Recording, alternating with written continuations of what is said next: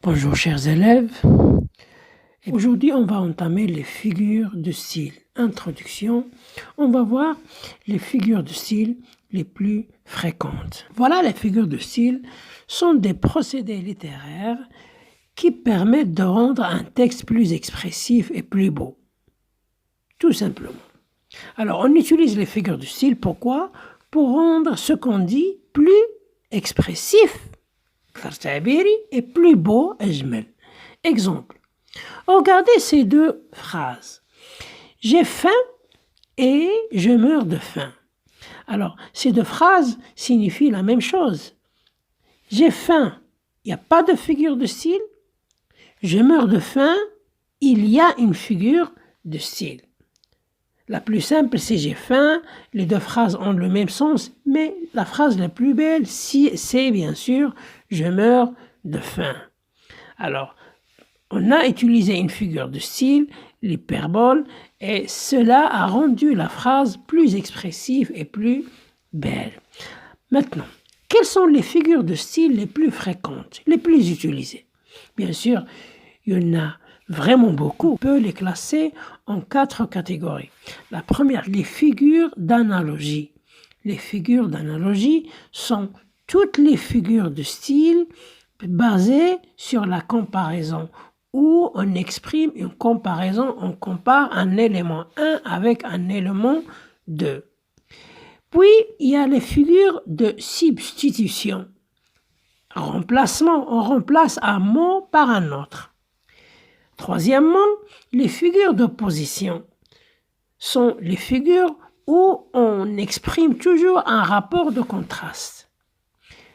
Et quatrièmement, les figures d'insistance ou d'amplification. Les figures qu'on utilise pour insister sur une idée ou sur quelque chose, ou bien l'amplifier.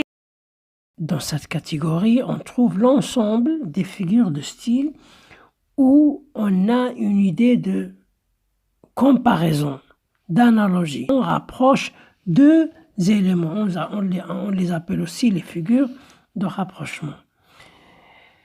Et bien sûr, la figure qui représente cette catégorie est la comparaison, qui consiste à rapprocher deux éléments incomparés, et en comparant, c'est très clair, ce chat est comme un tigre, il y a un comparé le chat, il y a un comparant le tigre, mais le plus important, c'est l'outil de comparaison. Il n'y a pas de comparaison sans outil de comparaison. Alors, mais il y a aussi d'autres outils de comparaison, tels que, ainsi que, pareil à, semblable à, plus que, moins que, aussi que, etc. Puis, il y a la métaphore. La métaphore, c'est tout simplement une comparaison sans outil de comparaison.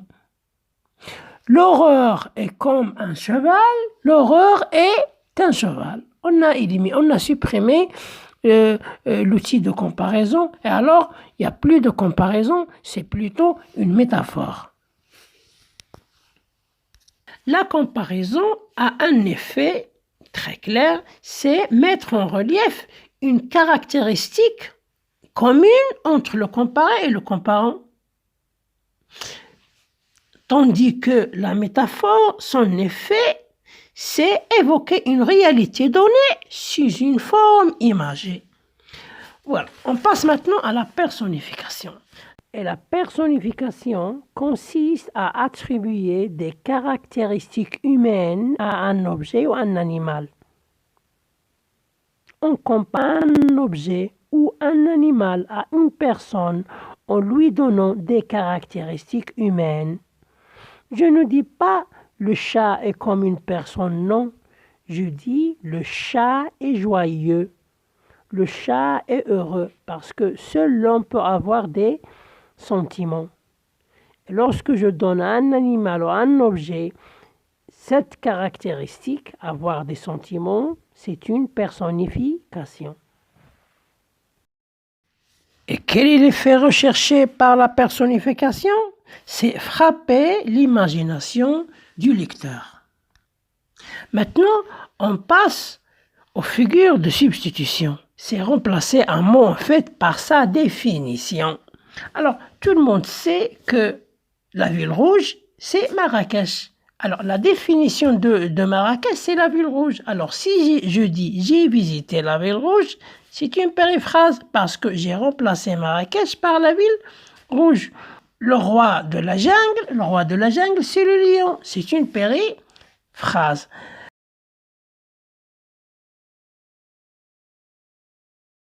La métonymie est une figure de substitution qui consiste à remplacer un mot par un autre mot, un objet ou une chose par un autre. Et entre le premier et le deuxième, il y a une relation logique, un rapport logique, et pas n'importe quel rapport logique. C'est soit contenu-contenant, cause-effet, matière-produit, auteur-œuvre. Prenons l'exemple, il boit un verre. En fait, lui, il ne boit pas un verre, il boit le café. Alors, au lieu de dire il boit son café, j'ai dit il boit un verre. Et quelle est la relation entre café et verre? C'est contenu, contenant. Le contenant, c'est le verre, et le contenu à l'intérieur, c'est le café. Prenons un autre exemple. Il a bu la mort. En fait, lui, il n'a pas bu la mort, il a bu le poison. Et quelle est la relation entre le poison et la mort? Le poison est la cause. Le résultat, c'est la mort. J'ai remplacé la cause par l'effet ou bien l'effet par la cause. Regardons cet exemple. Il lit Victor Hugo. En fait, lui, il ne lit pas Victor Hugo, il lit le roman de Victor Hugo. Alors, j'ai remplacé l'œuvre par l'auteur. Voilà, alors c'est la métonymie sur lorsqu'on remplace un mot par un autre mot. Entre les deux, il y a une relation logique, contenu contenant, cause-effet, auteur-œuvre, etc. Puis il y a la synecdoque. La synecdoque est une forme particulière de métonymie. Il fait partie de la métonymie. La différence, c'est que la relation logique entre le premier mot et le deuxième, c'est la partie, le tout, ou bien le tout, la partie. Soit on remplace le tout par la partie, on remplace la partie par le tout. Exemple, j'aperçois des voiles qui s'approchent. Au lieu de dire j'aperçois un bateau, j'ai dit des voiles. Et les voiles, ils font partie du bateau. C'est une synecdoque. Les figures de l'opposition, c'est l'ensemble des figures où il y a une idée de contraste. La première, c'est l'antithèse. Dans une même phrase, deux idées, deux expressions contradictoires et pas forcément juxtaposées. Regardez l'exemple, le mal ne cachera jamais le bien. Le mal est le contraire du bien. Ils ne sont pas juxtaposés. Alors, on a une antithèse.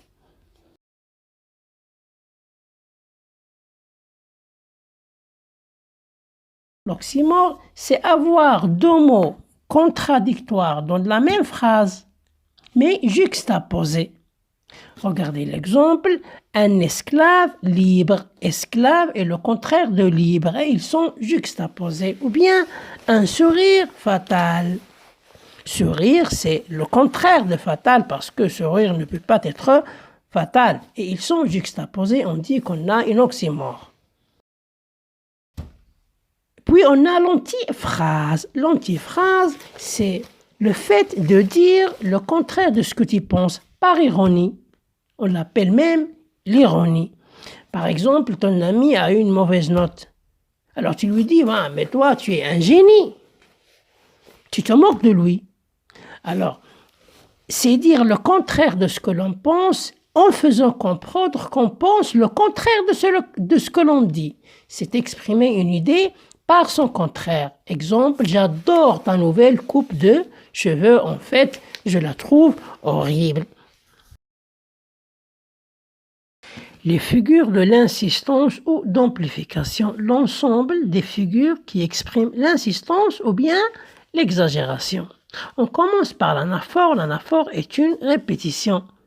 mais une répétition au début de plusieurs vers ou de plusieurs phrases. Exemple, que tu es belle, ma bien-aimée. Que tu es belle, cantique des cantiques. Dans ces deux vers, on a que tu es belle qui se répète au début de chaque vers. Puis il y a l'hyperbole. C'est parmi les figures les plus connues. On emploie des termes exagérés pour frapper le destinataire. C'est en fait l'exagération. J'ai faim, mais je dis je meurs de faim. Ou bien je meurs de rire. Et puis, l'énumération, c'est le fait d'énumérer. C'est une juxtaposition d'une série de termes, généralement de la même nature, des verbes, des adverbes, des adjectifs, etc., mais sans ordre. Exemple, j'ai visité Agadir, Rabat, Tanger, El Hoceima. J'énumère. Et puis, la gradation, c'est une énumération, mais avec un ordre. La gradation, c'est une énumération, mais avec un ordre, soit croissant ou décroissant. C'est une énumération dont les éléments sont classés. 1, 2, 3, 3, 2, 1.